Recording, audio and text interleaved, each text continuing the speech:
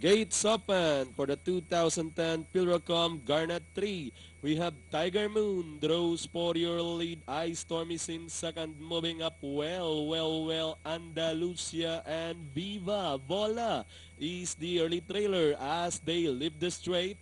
And as they leave the straight, Tiger Moon in command by about 4 lengths. Ice Storm is in second. Another 2 lengths back in third is well. Andalusia and Viva Bola in that order. Heading towards the 1,000 meter mark. Still setting the pace is Tiger Moon. Ice Storm remains in second. Closing in now in third is well. Andalusia and Viva Bola. About to pass the last 800. Tiger Moon still setting the pace by about 4 lengths.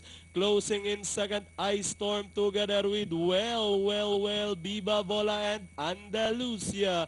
About to pass the last 600. Tiger Moon, well, now catching the lead and moving up by the release Ice Storm. Tiger Moon drops back in third. Andalusia, Viva Bola is still running at the tail of the field as they turn to the final 400 meter stretch run up Santa Ana Park. It's well over Ice Storm in second.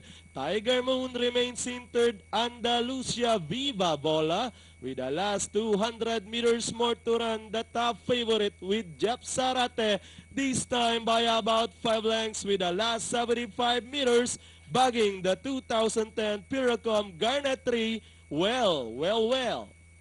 Ice Storm, Tiger Moon, Andalusia, and Viva Bola.